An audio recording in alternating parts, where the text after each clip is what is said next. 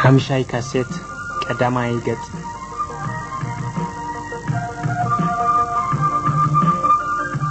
فلتت حقي زقددو كناله صلمات مستغهده أمرو بزحات ناب أملاخ كملسيو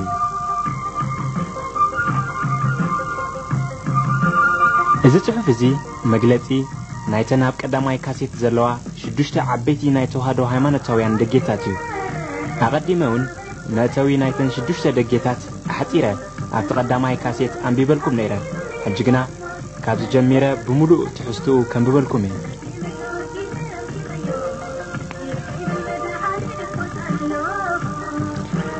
فلتت حقي كاب أملاخيو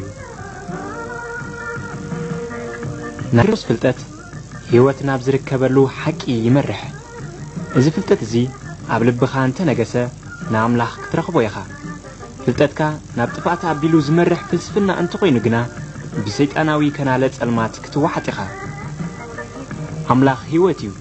اتوم ناب هيوت عبيلوم زقوعزو دك ما نزل علم بهيوت كنبريم اتوم نفلتت حقي تصلو جنا اتيا بأمرهم سور السدادة دنقرنا سيط أناوي رسحات زئكب كنالت المات كوينو كدكموي اتومنا أملاخ زدليو سبات جنا أملاخون كركبلهم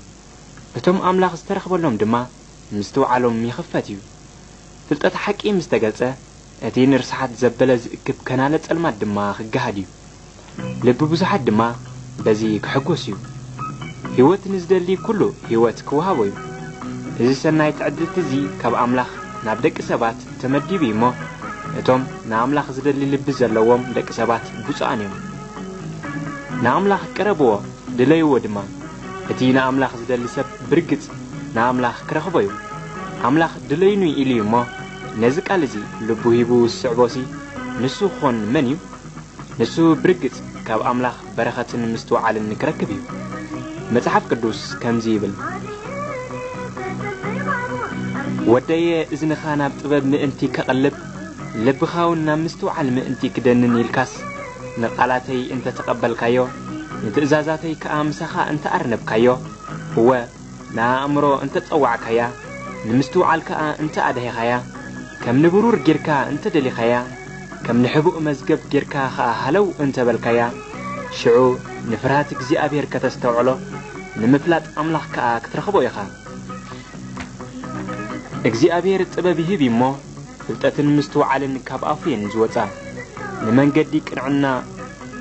كعقوبة نمن قدي اتم قدسانو كا كحلواس نتم قنعات دحان نير نبلوم بزيت إياف نزملالسو كا والتومي شعو صدقن فردن كنعنان أرى كله سناي من قدي كتستوعليها تبابنا بلبخا كتاتويا فلتات كا نفسخا باه كبلايو اما كاب كفوء من قدي كاتم كينان زارو سبات كتناقفكاس مغري كتحلوكا مستوعال كا كتعقوبكا نساتهم بمن قدي تسألمات مئنتي كملالسوس لمن قدي كنعنا يحدقوا نساتهم كفوء بمقباري حقوسو بغينان نقرون باه يبلوم نساتهم أمن قدتاتهم يتقاويو كينان من قدتات كا يختلو كابتان فتاوين اسنتا زحدقتو نخيدان أملاخون زرسعتو زماوي تسبيتي كابتا لزوب زقالاتا أمن زراكتن ناقفكا بيتا ناموت من قدخا ناموتات زنقل قليمو كابتوم ناب آزاتو حدا كواز من لسيلبون نمن قدي هيوتون ايرخبوانيو اتوم قنعات عم مدريهم زنورو اتوم فتسومات كا أبقايهم زترفو مبارسي نسخا قابتا من قد سنات تملالس نمن قدي ساتقانون حلوا رسيان جنا كم مدري كتنتو فتوم تألم تخا كابا كمنقص يوم مثالي معرف كلته كاب تقص حدك ساعة 20 كلتن سيطان جزاء إذا علم زي أكوينو بإكي يم حدرالو ناي سحتت كيلا سلزخونة دما نتومنا أملاخ زدليو بهايمانتاوي من قدي نتومنا أملاخ زيدليو دما بمدراوي تمرتيا بيلو نامروم تأبيرو ويركب قال كابتي سيطان استقاملو ناي متلال من قدتات شمونتا كنت أكسن خال قداماي نتوم سم እግዚአብሔር ዝፈልጡ ሰባት ማለት بزيك እግዚአብሔር ካለ አምላኽ የለን بزيك ስም ዝድማ ኣብ ካለ ስም አይነ ጽጋዕኒና ንዝብሉ ሰባት ኣብቲ ዝኣምንዎ ስም ጸኒዖም እንከለዉ ብመንገድታቶም ከም ዝዕንቀፉ ብምግባር እዚ ዓይነት ምትላል እዚ ንኣምላኽነት ክርስቶስ ኢየሱስ ምቁዋም እዩ። ኣብ ልዕሊ ኣይሁድን ጀሆቫ ተባሂሎም ዝጽውዑ ጉጅለ እምነትን ኣብ ከምኣቶም ዝኣመሰለ እምነት ዘለዎም ካልኦትን ድማ ይጥቀመሉ። ካልኣይ ብስም ኣብን ወልድን መንፈስ ቅዱስን ንዝኣምኑ ሰባት ድማ ነቲ ዘለዎም እምነት ከይመንጠለ ኣብ ፍሪኦም ብመንገድታቶም ከም ዝዕቀፉ ይገብሮም። እዚ ድማ ኣብ ከም በዓል ካቶሊክን ተዋህዶን ዝኣመሰሉ ማሕበራት ይጥቀመሉ። ኣብቲ ብስም ኣብን ወልድን መንፈስ ቅዱስን ምእማኖም ጥራይ ከም ዘይጸንዑ ቁሩብ መልክዑ ብዝለወጠ መንገዲ ኣስማት መላእኽትን ኣስማት ቅዱሳት ተባሂሎም ዝጽውዑ ሰባትን ንደገፍ እምነታዊ ጽድቂ ከም ዝሕግዝዎም ብምቝጻር ኣብ ርእሲኡ ድማ ኣብ ምስልን ስእልን እምነት ከም ዝህልዎም ብምግባር ተዓንቂፎም ከም ዝተርፉ ይገብር። ስለዚ እዚኣቶም እምነቶም ኣብቲ ብስም ኣብን ወልድን መንፈስ ቅዱስን ዘይተሓጽረ ኮይኑ በቲ ሓደ ወገን ድማ ነቶም ብዘይካ ብስም ኣብን ወልድን መንፈስ ቅዱስን ካልኦት ዝኣምንዎም መላእኽትን ደቂ ሰባትን ንሳቶም ኣምላኽ እዮም ከይበሉ ዝኸድሉ ውሕሉል መዓንቀፊ ኣብቲ ብሰይጣን ዝተዳለወሎም መፈንጠራ ከም ዝተሓዙ ይገብሮም። ሳልሳይ ደቂ ሰባት ስሩዕ ብዝኾነ መንገዲ ኣምላኽ የለን ብዝብል ኣስተምህሮ ከም ዝምልኡ ብምግባር ምስናይ እዚ ድማ ሃይማኖት ዘበለ መጋበርያ ዓመፅትን ተበለጥትን እምበር ውሽጣዊ ትርጉም ከም ዘይብሉ ገይሮም ከም ዝቆጽሩ ብምግባር ራብዓይ ሰባት ኣብ ክንዲ ብእምነት ብምድሓን ስም ክርስቶስ ዝኣምኑስ ብግብሪ ሕጊ ከም ዝጸድቁ ገይሮም ከም ዝሓስቡን ብኽእለቶም ንኽጸድቁ ከም ዝቃለሱን ብምግባር ሓምሻይ ምድሓን ብክርስቶስ ንዝኣምኑ መንፈስ ኣምላኹን ንዝተቐበሉ ድማ ብዘደናግር መንፈስ ከም ዝስሕቱን ካልእ ዘይናይ ኣምላኽ መንፈስ ከም ዝቕበሉን ብምግባር ሻድሻይ ብወግዒ ናብ ጥንቆላ ንዝኣምኑ ሰባት ሰይጣንን ኣምላኽ ከም ዝኾነ ገይሮም ከም ዝኣምኑ ብምግባር ምርኣያ ናይዚ ድማ ብዓይኒ ኣብ ዝረአ ጭቡጥ ትእምርትን ተኣምራትን ከም ዝለምዱን ኣብኡ ከም ዝውከሉን ብምግባር ሻውዓይ ሰባት ብዘደንዝዙ መናፍስቲ ዝዝርግሕዎ ኣተሓሳስባ ተጠቒሙ ኣምላኽ እምበር ሰይጣን የለን ዝብል ኣስተምህሮ ብምትእትታው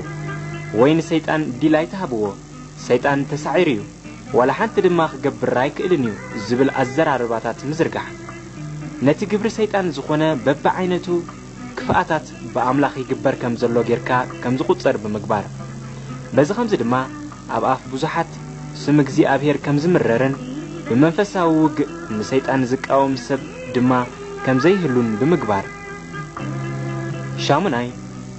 ክጸድቕ ዝኽእል ሰብ የለን ኣምላኽ ደኣ ባዕሉ ይምሓረና እምበር ንሕናስ ጽድቂ ክንገብር ኣይንኽእልን ኢና ዝብል ኣተሓሳስባ ብምትእትታው ነቲ ግብሪ እከይ እናፈለጥዎስ ነቲ ሕጊ ኣምላኽ ክንሕልዎ ኣይተኻለናን ሓጢኣት ዘይገብር ሰብ የለን እናበሉ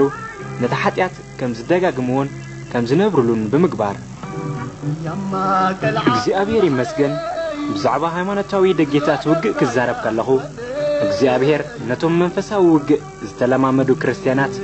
ብዙሕ ፍልጠት ሓቂ ክህልዎም ይደሊ እሞ ኣነ ድማ ነቶም ክትሰምዑ እትደልዩ ኣብ ርእሲቲ ዘለኩም ፍልጠት ገለ ቁርብ ምኽርን መንፈሳዊ ሓሳብን እንተረኸብኩምሲ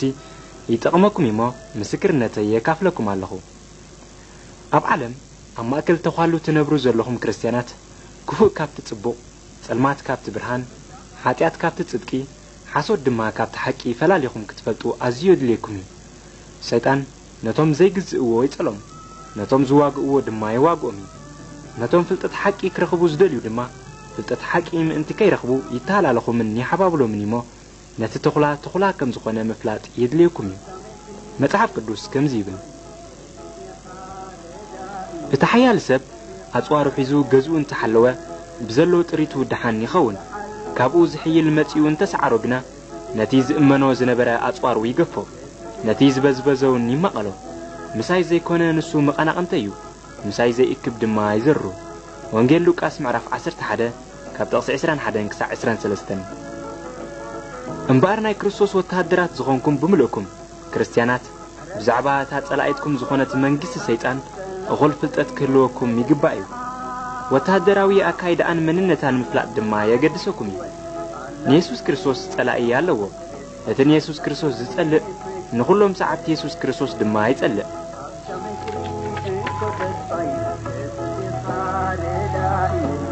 سلازي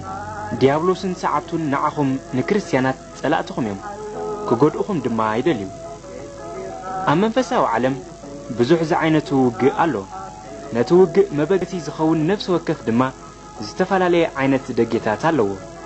زوم دغيتات زياتهم انصار حقن انصار ساعتي حقن يوم زقالسو يكون امبر دغيتات سيول منغست يسوع كريستوس كسعروا ايكالو مني انت خونه جن ام تحنفات محنفات زي ترف سلازخونه نغلا ابالات نايزا منغست زيا ديابلوس يسعرومي اتم بسيطان تحبيلهم زسعروني املاخ سبات بحيلي كእለት سيطان زيكونه زسعروس نتي بديابلوس زوهابهم سيطاناوي مخرن عدمه ناب غبيجه حاتياتن تقبيلهم نرسوم مزتقملو طرايو نرسوم امنغس ديابلوس وي امدراو ربحا كغزو فقادنياتات كسع زيكونو غزيغنا سيطان نخسعروم ايكونولونيو مغنياتو مصحف قدوس كمزي يزبل እግዚአብሔር ጓሳየዩ ዝጎድለኒ የብለኝ አብሉሙዕ ሸኻ ይውዕለኒ ናብ ዝዓርፈሉ ማይ ይመርሐኒ ንሱ ነፍሰይ ይህዳ ምንት ስሙ ኢሉ በመንገድ ጽድቅ ይመርሐኒ በትርኻን ምርኩስካን የጸናናዓኒ ንስኻ ምሳይኻሞ ብሩባሩባ ድነሞት እንኳን ተኸትኩ ክፉ አይክፈርህኒ ንስኻ አብቅን ሚገጸላተይ ማዕዲ ትሰርዓለይ ንርእሰይ ብዘይቲ ትለኽዮ ጽወአይ ይጅርብባሎ በሐቂ سهلخان محرتكان بكل عدمي كسعبانين عبيت እግዚአብሔር كأن زلعلم كنبره مزمور داويت معرف 23 بملو بتوسخي ام مزمور داويت معرف 1 كطقس 1 كسع 3 كم زيبل بمخرسي ان زي ملالس ام منجد حت انك ازي قوم ام منبر ملاقص خا زي قمت بحق እግዚአብሔር داز فسح لتحق እግዚአብሔርን ليتن معالتن زمرامرو سبسي بصيو نسو كم تافريا ببغزيات هب قصلا خا زي ترغف اوسنو حزماي تتخلت ام يخون زغبرو كله نيسلطو سلازين بار كريستيانات كوتكو زخلو امخري كريستوس يسوس طنققات مزي كونو رسليفوم مسيطان مزهبون طرايوم ادمس ودقه مدري ناب استفالالي عينت ግጭትን ህውከትን ወዲቃ ካብሰብ ክሳዕ እንስሳ ኩሉ ፍጥረት ንሓድ ሕዱ ዝናኸስን ዝዋጋእን ኮነ ወግእ ክበሃል ከሎ አሞንጎ ክልተ ተጻረርተ ኃይልታት ዝካየድ ግጭት እዩ እዚ ድማ አሞንጎ መንግስት ክርስቶስ ኢየሱስን አሞንጎ መንግስት ዲያብሎስን ይካየድ ከምኡን ደቂ ሰባት አሞንጎ ሓድ ሕዶምን እንስሳታት ድማ አሞንጎ ሓድ ሕድን ጉጅለታትን ወግእ ይካየድ እዩ እታ አነ ክገልጾ ደልየ ዘለኹ ግና አሞንጎ ክርስቲያናትን አሞንጎ መንግስት ሰይጣንን ዓለምን ዝካየድ ውግእ እዩ ነቶም መንፈሳዊ ውግእ ትፈልጡ ሰባት እዚ ንዓኹም ሓድሽ ክኸውን አይከልን እዩ ነቶም መንፈሳዊ ውግእ ዘይትፈልጡ ግና እዚ ነገር እዚ ክሕድሰኩምን ንምርድኡ ክኸብደኩምን ይኽእል እዩ አነ ኣብ ግዛኣት ገዛእቲ ጸልማት ምሳጋነንቲ ንብዙሕ ዓመታት ተቐሚጠ ምሳጋነንቲ ዓይንን ዓይኒ እናተረኣኹ ኣብ ብዙሕ ዝዓይነቱ ውግእ እውን እናተሳተፍኩ ንነዊሕ ግዜ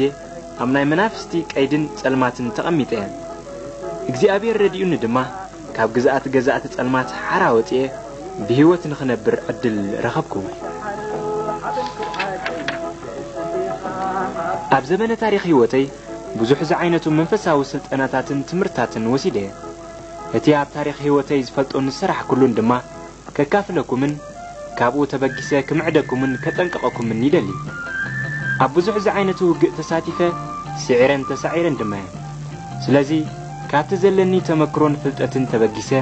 ንብዙሓት ሰባት ካብ ክፉእ ክርሕቁን ነፍሶም ካብ ጥፍኣት ከውፅኡን ክምዕድ ይደሊ ኣብ ዓለም ዘሎ ብዙሕ ሃይማኖታት ትፈልጥዎ ኢኹም ካብዚ ኩሉ ግና እቲ ሓቂ ሓንቲ እያ ንሳ ድማ ብክርስቶስ ኢየሱስ ኣሚንካን ብስሙ ድማ ናይ መንፈሱ ዳግማይ ልደት ረኺብካን ኣብ ትሕቲ ምድሓን እቲ ዝተቐበልካዮ ክርስቶስን ቃሉን ጸኒዕካ ደው ምባልን ንህይወት ዝኸውን ቅዱስ መንፈሳዊ ፍረ ምፍራይን እዩ ብዙሓት ሃይማኖታት ካብዚ ሓቂ ዘይርሕቐን ኣብ ጉጉይ ፍልጠትን ኣብ ህይወት ዘይርከበሉ ሃይማኖታዊ ስርዓትን ተጸሚዶም ይርከቡ ኣለዉ ሕጂ ግና እቲ ቀንዲ ኣተኲረ ክገልጾ ዝደሊ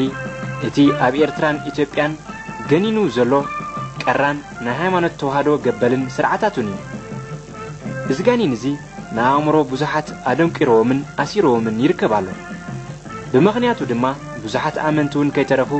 አእምሮኦም ደንዚዙ በመንፈሳዊ ስዕረት ተወቂዖም ይርከብለው ተዋህዶ ጉጉይ ሃይማኖታዊ ጉድናዩ ንሰይጣን ድማ በዓቱ ኮይኑ አቂቦ ይርከባሉ ኣብ ተዋህዶ ሽድሽተ ዓበይቲ ሰይጣናውያን ደጌታት ኣለው ክርስቲያናት ድማ ነዞም ደጌታት እዚኣቶም ብግቡእ ፈሊጦም ክቃወምዎምን እምነቶም ከበርትዑን ይግባእ ናይ ጸላኢ ደጌታት ውግእ ምፍላጥ ብጣዕሚ ኣገዳሲ እዩ ክርስቲያናት ርእሶም ምእንቲ ክሕልውን አንጻር ጸላእቶም ምምካት ምእንቲ ክቐሉን ነቲ ኣብ ዙርዮም ዘሎ ግሁድን ዘይግሁድን ሰይጣናዊ ሓይልታት ብንጹር ክፈልጥዎ ይግባእ እቶም ሽድሽተ ዓበይቲ ደጌታት እዞም ምስዕብዮም ቀዳማይ ተዋህዶ ንሰብ ከም አምላኽ ገይሩ ዘቁጽር ስርዓት ትምህርቲ ይኽተሉ ካልኣይ ተዋህዶ ናይ ሓሶት ልቢ ወለዳትን ዛንታ ታሪኽ ነበረያ ነበረን ከም ቃል አምላኽን ከም መጽሐፍ ቅዱሳዊ ጽሑፍን ገይሮም ይኣምኑ ሳልሳይ ተዋህዶ ምስ ቅዲ ብሉይ ኪዳን ዝተዳቐለ ናይ ሓሶት ስርዓት ትምህርቲ ይኽተሉ ራብዓይ ተዋህዶ መንገዲ ምድሓን ናይ ብዙሓት ኣስማት ከም ዝኾነ ገይሮም ይኣምኑ ስለዚ ድማ ኣስማት ደቆምውን በቲ ንምድሓን ክኾኖም ኢሎም ዝኣምንዎ ጣዖታዊ ኣስማት ኣቢሎም ይጽውዕዎም ሓምሻይ ተዋህዶ ወግዓዊ ብዝኾነ መንገዲ ኣብ ሰይጣን ይውከሉ ሻድሻይ ተዋህዶ ኣብ ምስልን ስእልን ይሰግዱ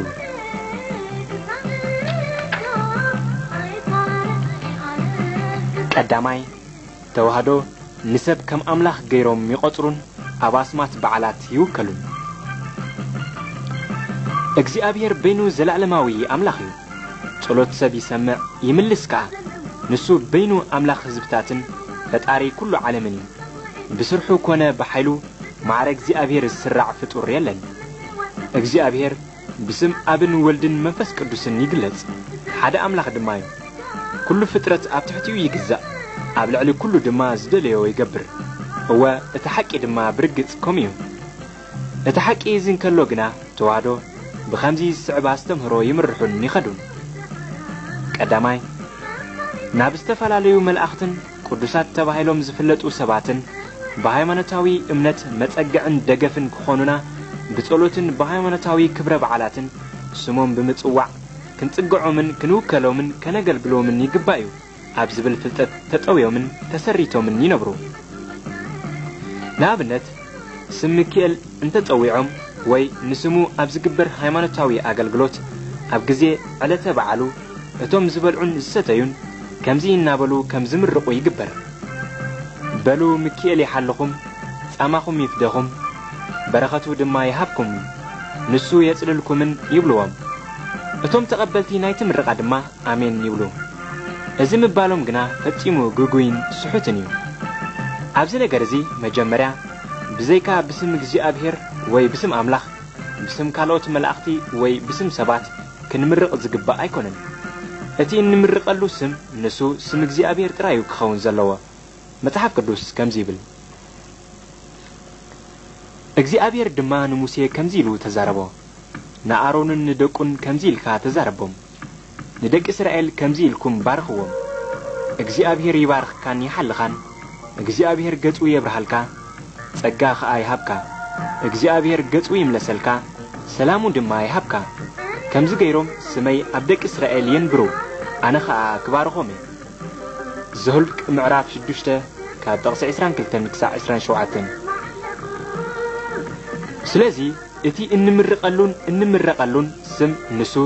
ስም እግዚአብሔር ጥራዩ ክኸውን ዘለዎ ተዋህዶ ግና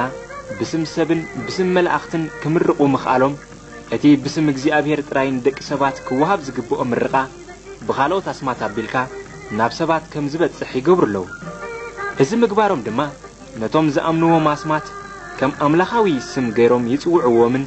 ብኸምኡ ይፈልጥዎምን መላእኽቲ ኮኑ ሰባት ግና ስሞም መመረቒ ክኸውን ብቑዕ ኣይኮነን እዚ ክብሪ እዝን እዚ ስልጣን እዝን ናይ ስም እግዚአብሔር ጥራዩ ካልኣይ ተዋህዶ በቶም ዘገልግልዎም ኣስማት ክጽልዩ ከለው ከምዚ ይብሉ حجون نسم مكيل موكس غيرنا كريوينا نابنت نتعلت بعل نايت مكيل زبحال سمن تخوينو كمزي نابلو يتليو او مكيل ابوي ناملاخ لمن اللي صلوتي سمعني دغفني رداني هابني وزته نابلو يتليو እዚ ድማ ፈጺሙ ስሑትን ንሚካኤል ከም አምላኽ ገይሩ ዘቁጽርን ጥራዩ ብስም መልአኽ ኮነ ብስም ሰብ ክንጽሊ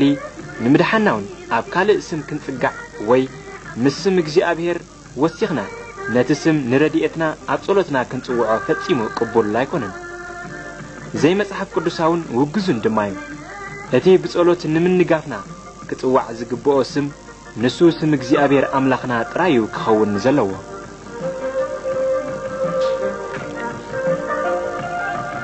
መጽሐፍ ቅዱስ ከምዚ ይብል አቦ አወዲ ምእንቲ ክኸብርሲ ብስመይ ዝለመንኩሞ ዘበለ ኩሉ ክወሃበኩም እዩ ወንጌል ዮሐንስ ምዕራፍ 14 ጥቅሲ 13 ስለዚህ እምበር በአስማት ካልኦት ጸሎት ምግባር ነቲ ስም በአምላኻዊ አጻዋውዓ ከም ዝጽዋዕ ዝገብርን አንጻር ፈቃድ እግዚአብሔር ዝቀንዐን ሰይጣናዊ አስተምህሮ ጥራይ ስም ሰብ ኮነ ስም መልአኽ ጸሎት ዝግበረሉ ናይ ክብር ስም ንክኸውን ግደ ኮነ መሰል ላይ ተዋሃቡን ስም እግዚአብሔር ጥራዩ ጸሎት ዝግበረሉ ናይ መጸግዒ ምዕሩግ ስም ካልእ ዝወዳደሮ ኮነ ዝመስሎ የለን ንአምላኽ ምስ መላእኽቲ ኮነ ምስ ሰብ ከነማዕራርዮ ግቡእ ኣይኮነን መጽሐፍ ቅዱስን ከምዚ እዩ ዝብል ከመዓራርዮስ ምስ መን ከተመሳሰሉን ኢኹም ይብል እቲ ቅዱስ ምእንቲ ክንፈልጦን ንስኻ ጻድቕ ኢኻ ክንብልንሲ ካብ ጥንቲ አቀዲሙ እዚ ዝነገረ መን ዝነግር የልቦን ዘስማዓና የልቦን ቃላቶም ዝሰምዕ ከአ የልቦን እንሆ ኩላቶም ከንቱነትዮም ተግባሮም ከአ ምናምን እዩ እቲ ናይ ፍሲ ምስልታቶም ድማ ፍስን ባዶን እዩ አነ እግዚአብሔር ስመይ ይዚአያ ክብረተይ ንኻልእ ምስጋናይውን ንጽሩብ ምስልታት አይህብኔ ትንቢት ኢሳይያስ ምዕራፍ 4 ጥቅሲ 25 كمون معرف 41 تقصي 26 كموخا 29 كمون معرف 42 تقصي 8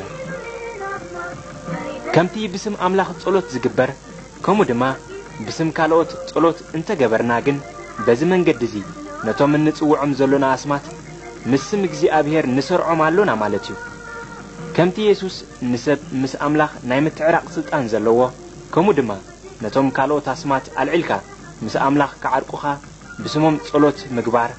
ብጣዕሚ ገበኒ ስም ካልኦት ምስም ክርስቶስ ሰሪዕካ ከም ዝጽውዑን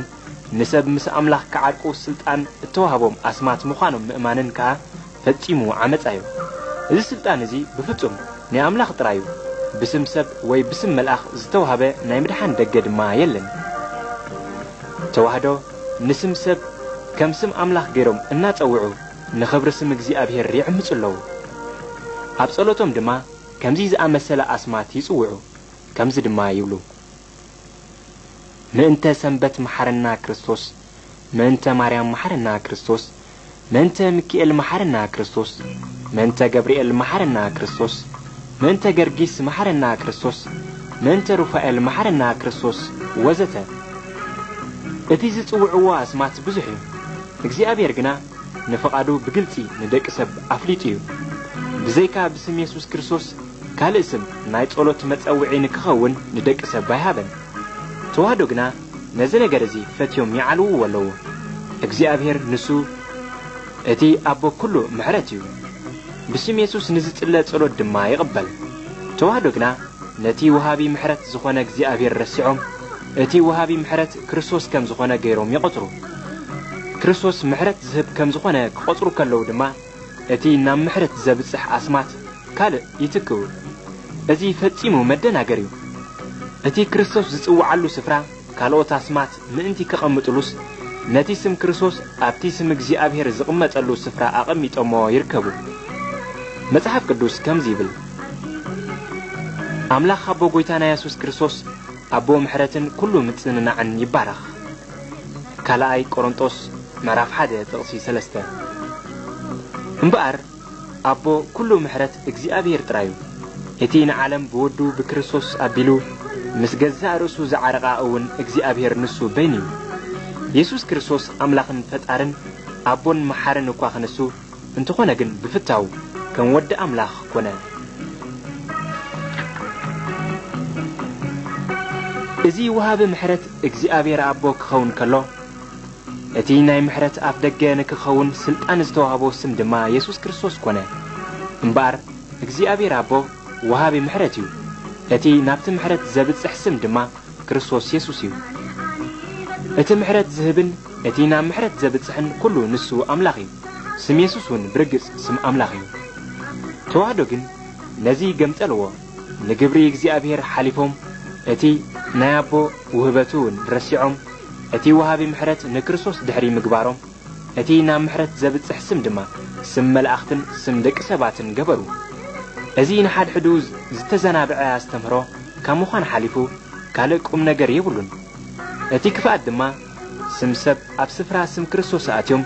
كم متألي أسمات غيرهم كتوعوهم سلز دليو ترايهم سالساي إግዚአብሔር نحد كوا أمدري أبو أيتبلو بلا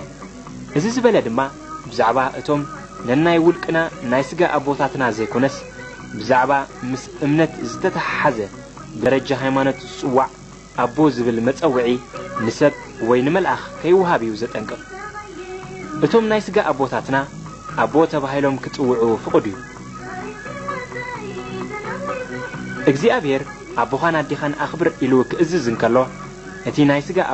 أبو تبهيلو كتوع كم زخل أقدمه إግዚአብሔር بعلو جليس ومالتيو أبو خان أديخان قبل كله نتي نايسجا أبو خان مبالو نتي أبو نتو مسكروليو سلازم بار أتي نولا حدا وكوا أبو أيتبلو زبلو قال منفساو أبو بدرجة هيمانة تسوع ني أبو نت كبري زوسد سم نخيه اللي وزمعد أبو هيمانة توهدو أتي أبو زبهاللو إግዚአብሔር ጥራይ አይኮነን በዚያ ጸዋው ዓዚ ብዙሓት መላእኽትን ጻድቃናት ተባሂሎም ዝፍለጡ ደቂ ሰባትን ድማ አቦይ ተባሂሎም ከም ዝጽውዑ ይግበር እዩ ገለ ካብቶም አቦይ ዝበሃለሎም አስማት እዞም ምስዕብዮም ብኸምዚ ዝስዕባ ዘራርባ ድማ ይጽውዑ ቅዱስ ሚካኤል አቦይ አቡነ አረጋዊ አቦይ አቡነ ተክለ ፀሐይ አቦይ ቅዱስ ገብርኤል አቦይ ወዘተ نعمنت أبطلت أبزهلولو جزء أنت قدوس أبونا تخلى هيمانات أبوي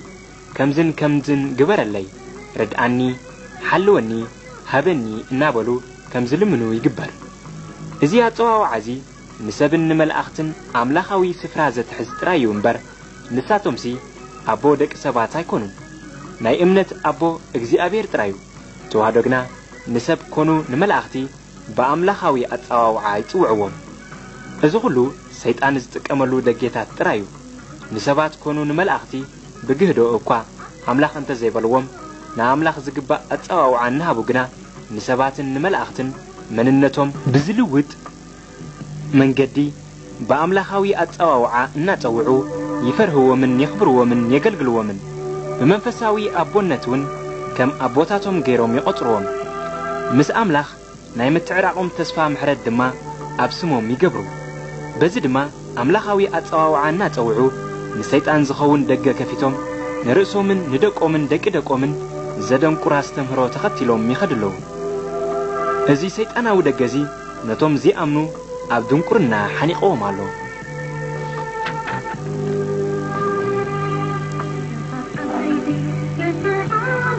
نتوم آمنتي كريستيانات دما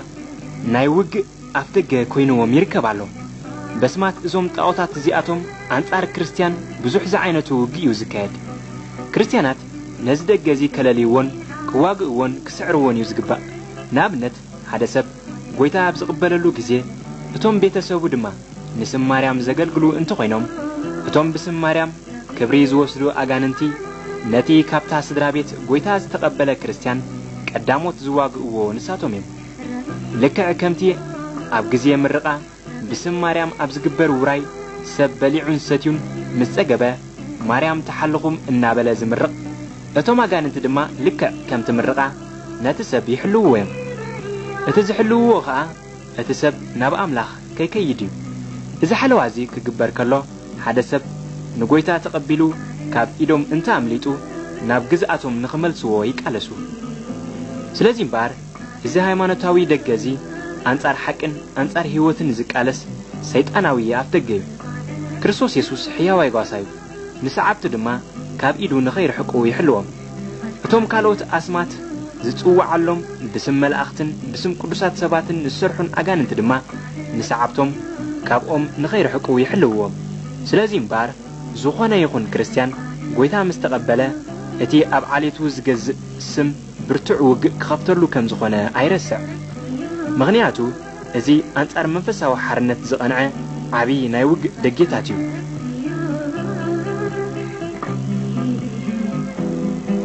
كالاي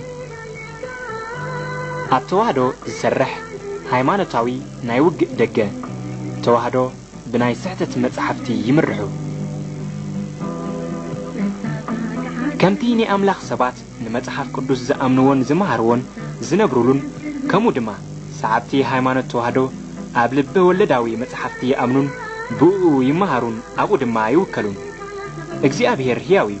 ቃሉ ድማ እሙን መወዳድርት ድማ ይብሉን መስማንሙን ከነማዓራሪው ዝግባ አይኮነን ተዋህዶ ግና በቶም መራሕቶም ዝተጻሕፈ ልበወለዳዊ ድርሰታት ይምርሑን ከም ክፋል ናይ መጽሐፍ ቅዱስ ገይሮም ይቆጥሩውን ገለ ካብቲ መጽሐፍቶም ተአምረ ማርያም ውዳሴ ማርያም መልክዓ ማርያም ቅዳሴ ማርያም ድርሳነ ሚካኤል ገድለ አቡነ ተክለ ሃይማኖት ወዘተ ተባሂሎም ዝጽውዑ መጽሐፍቲ ኣለውዎም ዞም ከምዚአቶም ዝኣመሰሉ መጽሐፍቲ ብሙሎም ኣብ መጽሐፍ ቅዱስ ስፍራ ዘይተዋሃቦም ብተራ ደረስቲ ዝተጻሕፉ መጽሐፍቲዮም ሰይጣን ድማ በዞም መጽሐፍቲ ዚአቶም ተጠቂሙ እዚ ስዕብ ናይ ውግእ ደጌታት ይኸፍት እቶም ዚኣመንቲ ኣብ ሃይማኖቶም ጽኑዓት ከም ዝኾኑን ብመጽሐፍ ቅዱስ ዘይኮነስ ብታሪኽ ነበረ ያነበረ ከም ዝምርሑን ይገብሮም በዞም ከምዚኦም ዝኣመሰሉ ሰባት ኣቢሉ ድማ አንጻር አመንቲ ሃይማኖታዊ ክትዕን ረብሻን አግርግርን ይፈጥር እቲ መጽሐፍ ቅዱስ ዝብሎ ምስቲ ልበወለዳዊ መጽሐፍቶም ዝብሎ ብስተዳባለቀ መንገዲ ስለዝመሃርዎ ናአእምሮኦም ዘደንቁር ጌጋ ከም ዘለው ንኸየስተውዕሉ ድማ ዝሽፍን ሃይማኖታዊ ጽሕፋት ኣብ ልቦም ገዚኡ በዓት ሰይጣን ንክኾኑ ዝገብሮም ሃይማኖታዊ ፍልጠት ዘስንቕ ኣፍደገ ድማ እዚ መጽሐፍት እዚ ኣብ ዝርከበሉ ቤት ሰይጣናዊ መርገምን ሰይጣናዊ ኃይልን ስለዝዓዝዝ ክርስቲያናት ኣብቲ እዚ መጽሐፍ እዚ ዝርከበሉ ቦታ እንተዳ ተረኺቦም ወይ ነዚ መጽሐፍ እዚ ሒዞም ዝርከቡ እንተኾይኖም ኣብ ህይወቶም ጉድኣት ዘስዕብ መንፈሳዊ ውግእ ይኽፈት በዚ መጽሐፍ እዚ ምኽንያት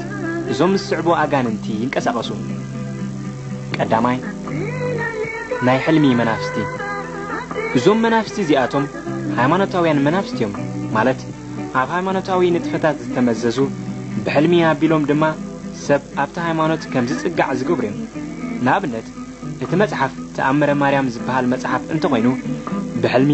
ብዙሕ ናይ ማርያም ትእምርትታት ክትርኢ ዝገብሩ ኣጋንንቲ ይንቀሳቐሱ ብምስሊ ማርያም ወይ ብምስሊ ጽብቕቲ ሰበይቲ ክረኣዩኻን ከም ማርያም ኮይኖም ድማ ብዙሕ ዘረባታት ክዛረቡኻን ብዙሕ ትርጉም ዘለዎ ሕልሚ ክሕልሙኻን ይኽእሉ ከም ኣድላይነቱ ካልእ ዓይነቱ ሃይማኖታዊ ሕልምውን ከሕልሙኻ ይኽእል እዮም እቶም ናይ ሕልሚ ኣጋንንቲ በዚ ዝሕጽሩ ኣይኮኑን ሃይማኖታዊ ዘይኮኑ ሕልምታትን ከሕልሙ ይኽእል እዮም እቲ ሃይማኖታዊ ሕልሚ ኣብቶም ከንብቡን ክጽሕፉን ዘይክእሉ እቲ ሃይማኖታዊ መጽሓፍቲውን ኣብ ቤቶም ዘይርከብ እንተኾነ ግና ናይ ሃይማኖት ኣጋንንቲ ዝሓደረዎም ሰባት እንተኾይኖም ብዙሕ ዓይነቱ ሃይማኖታዊ ሕልሚ ከም ዝሓልሙ ይገብርዎ ብተመሳሳሊ መንገዲ ንኣመንቱን ብዙሕ ዓይነቱ ሕልምታት እናሃበ ይዋግኦም ምሱ ድማ ኣብ ውሽጥኻ እምነትን ትርጉምን ናይቲ ሕልሚ ክህሉ ዝገብር መንፈሳዊ ኃይሊ የሰንዮ በዚ ከምዚ ድማ ንብዙሓት ኣመንቲ ብሕልሚ ኣቢሉ የፈራርሆምን ይህውኾምን እዚ ሃይማኖታዊ ናይ ውግእ ደገዚ ዘየለልዩ ክርስቲያናት በቲ ሕልሚ ክናወጹን እምነቶም ክዳኸምን ተስፋ ክቆርጹን ንዝተፈላለየ ዘይቁኑዕ ኣተሓሳስባ ክቃልዑን ይኽእሉ እዮም ካልኣይ ሃይማኖታዊ መጽሐፍቲ ኣብ ዝርከበሉ ኣከባቢ ወይ ቤት ኣብ ልዕሊ መንፈሳውያን ናይ ኣእምሮ ድንዛዘን ናይ ተስፋ ምቁራጽን ጽልዋ ይህሉ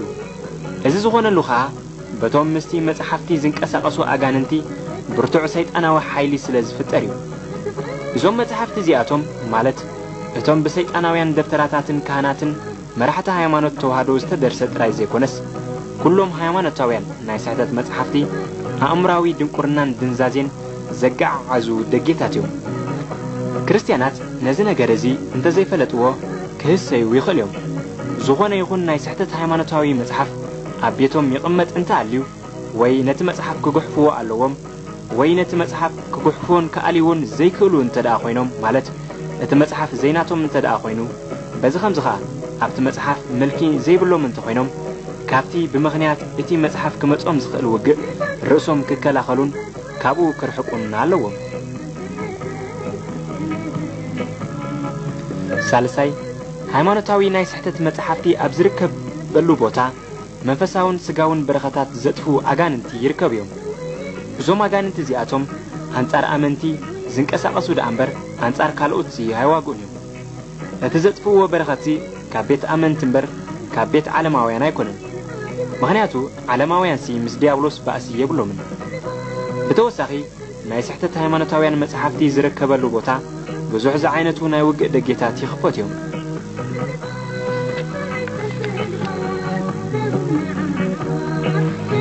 ሳልሳይ ሃይማኖታዊ ናይ ውግእ ደጌታት ተዋህዶ ምስ ቅዲ ስርዓተ ብሉይ ኪዳን ዝተዳቐለ ኣምልኾ ይኽተሉ። እግዚአብሔር ነቲ ናይ ብሉይ ኪዳን ስርዓተ ኣምልኾ ብምሕረት ሓድሽ ኪዳን ከም ዝዕጾ ገይርዎ እንከሎ ተዋህዶ ግና ናብ ስርዓተ ብሉይ ኪዳን ይምለሱ ጥራይ ዘይኮነስ ብዘደንቕ ጥፍኣት እምበር ካብ ስርዓተ ብሉይ ኪዳን እውን ይርሕቆ። እግዚአብሔር ኣይኮነን ዶ ሎሚ ኣብ ዘበነ ሓድሽ ኪዳን ናይቶም ብሕጊ ብሉይ ኪዳን ተኣዚዞም ስርዓተ ኣምልኾ ዝገብሩ ዝነበሩ ሌዋውያን እኳ ከይተረፈ ንዕሽነቶም ብዘገርም መግናሕቲ ኣቃልዖ። ከምዚ ድማ በለ እንሆ ንስኻትኩም ኣብ ዘይጠቅም ቃላት ሓሶት ትውከሉ ኣለኹም። ኣየ ንስኻትኩም ትሰርቁ፣ ትቐትሉ፣ ትዝምዉ፣ ብሓሶት ትምሕሉ፣ ንበዓል ተዓጥኑ፣ ንዘይትፈልጥዎም ካልኦት ኣማልኽቲ እውን ትሰግዱ። ናብዚ መጺእኩም ከኣ ኣብዛ ብስመይ ዝተሰሜት ቤት ኣብ ቅድመይ ቆይንኩም ኩሉ እዚ ፍንፍን ግብሪ እዚ ምእንቲ ክትገብሩ ድሑናት ኢና ትብሉ ኣለኹም። እዛ ብስመይ ተሰሜት ቤት ዶ ኣብ ቅድሚ ዓይንኹም በዓቲ ጓሓሉት ኮነት? ኣነ ባዕለይ ርእዩ እየ ይብል እግዚአብሔር። ኤርምያስ ምዕራፍ 7 ካብ ጥቕሲ 8 ክሳብ 11። እሞ ኸደኣ እግዚአብሔር ነታ ብስሙ ተጸውዐት ቤት መቕደስ እኳ ካብ ደርበያ ንኣገልገልታ ድማ ካብ ዘይነሓፎም ነቲ ብስሙ ዘይጽዋዕ ቤት መቕደስ በዓላት ደኣ እንታይ ክብሎ እዩ? እምባርሲ ተዋህዶ ብዝተፈላለዩ ኣስማት መሰውእን ቤት መቕደስን ይሰርሑ። ካህናቶም ድማ ብስርዓተ ብልዕን መስተን ንኸብዶም የገልግሉ። ኣረቅን ወይንን ቢራን እናሰተዩ ድማ ይሰኽሩ። ኣብ ዝሞቱ ሰባት ድማ ናይ ስርዓተ ብልዕን መስተን ጨንደላሕላሕ ብመልክዕ ዓሱርን ተስካርን ዓመትን እናተባህለ ይበልዑ። ንምኽንያት ድማ ባርኖስን ጻዕዳ ኣልባስን ቆቢዕን እናገበሩ ብደጋዊ ጽድቂ ብብዙሕ ምርቓን ብጽውጽዋያዊ ትምህርትን ንብዙሓት ሰባት ከም ጅሆ ይሕዙ። ፈሪሳውያን ግንሶም ፈሪሳውያን ይጸርፉ። ንኣምላኽ በዓላቶም ዘይተኣዘዝዎስ ንኻልእ ሰብ ንኣምላኽ ተገዝእዎ ይብሉ።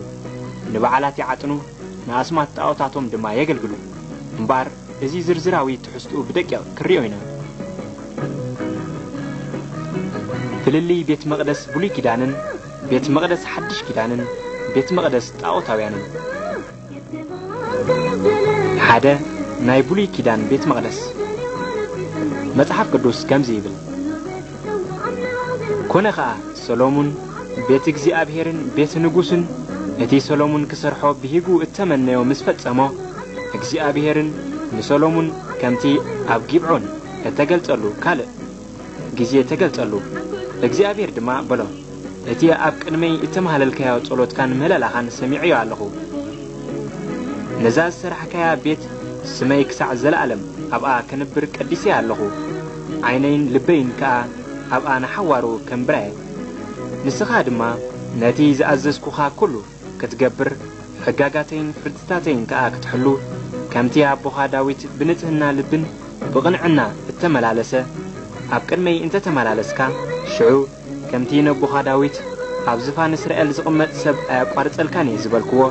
ንዝፋን መንግሥትኻ ኣብ እስራኤል ንዘለዓለም ከጽንዖ። ንስኻትኩምን ደቅኹምን ካብ ምስ ዓበይ ፈጺምኩም እንተተመለስኩም ነቲ ዝህበኩም ትእዛዛተይን ሕጋጋተይን ከኣ እንተዚሓለኹም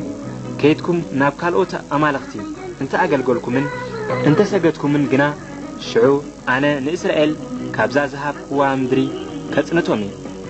نزا نسمي زقدس كوا بيتكا كاب كنمي جزء كدربيه نإسرائيلاوين أب كلهم هزبتات ممثلن ملاقصن كهون إذا بيت زياد ما أزياء قال علن تبلت با أزحلف زبلة با تقريمو يفاتي نزاها قرزيان نزا بيت زيان سي اتيك زي أبهر زقبرن سلمنتا يكونيو دما كوليوم نتي نبوتاتهم كان مدرق جبسي زوتهم اكزي أبهر أملاخهم سلزا حدقوه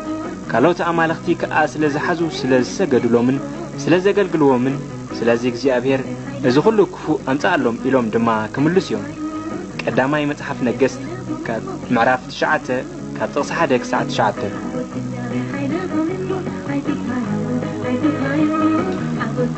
نقول سلومون نزابيت زي أكسرحان كله بممرحي تأزاز أملاخ يسرحوان نقول سلومون حانت بيت مقدس دا أنبر وزحت بيت مقدس سايسرحان باتي أب حقي بلوي كدان بنبي موسى استوهب ممرحي مسرد دما نتابيت سرحة اكزي أبير بنبي موسى بلو كمزيلو تزاريبو نبرا أما أكلهم من انتي كنبر دما مقدس يقبروا لي كمتي أنا زرئي كامسلي اتي محدرن مثلي كله أقاحون كمو قبره زيساعت معرف إسران حموشن كابشون منتك ساعة شعته موسى بتأزاز زي أبهر مسرت سب مس أملاخ زراخة باللعبيت مقدس سرحة متحف قدوس كم زيبل موسى دمانتي دنكوان وسيدو أبوت أي اتسفر كاب سفر أرحق أبيلو تخلو دنكوان مرخاب كأ أوصالو كونخا نجزي أبهر زدلي زبلة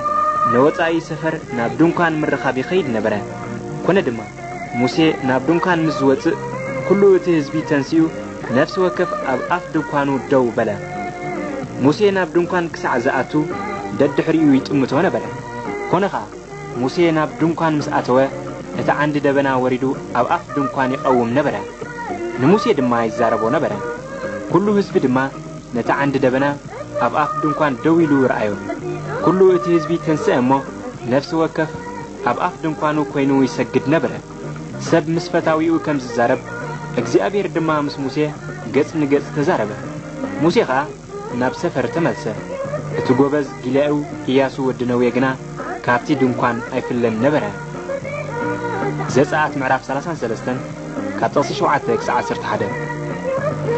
انبارنا يبولي كيدان بيت مقدس بفقد أملاخ كم قالوا كتنز انكلا أقل دما بحقي أملاخ زتأززون بمغري أملاخ زتمرجون نبرو قال كابتي استوهابهم تأزاز دما أزي السعبي قداماي اكزي أبير دما نموسي بلو نكانات نتوم دك أرون تزاربهم بلوم كا بقال موت كاب هزبو أيركس بزيكا بغربا زمدو بديو ويببو ويبودو ويبوالو ويبحاو زلواوين معرف إسران حدن كابتغس حدا يكسع كلتن كالاي اكزي أبهر نموسي كمزي إلو تزاربو نقد ليوي نابزي أقربو مينتي خاقلقلوو أبقنمي كان أرون دو أبلو بتعيو أقلقلوت محدر أبقنمي دنكوان مرخاب مزون مزي كلو إتا أخيباني حلو كلو أقحا دنكوان مرخابن مزي دك إسرائيل أبعيو أقلقلوت محدر يحلو لواوين نأرون ندقون هبوم نساتهم كابدك إسرائيل بمولهم نوء توفيهم نأرون ندقون دما اتي نايكهنتهم كحلو أمززهم قوانا انت قربخ يموت زهولك معرف سلسته كحموشتك ساعة سرته اكزي أبير نزي حق إذن كموزة أمسالة كالع حقن جيرون لواوين هبهم بيت مقدس أملاح كا أبولي كيدان بخمزي تنبر نبرت نابكا لا يقت يقتل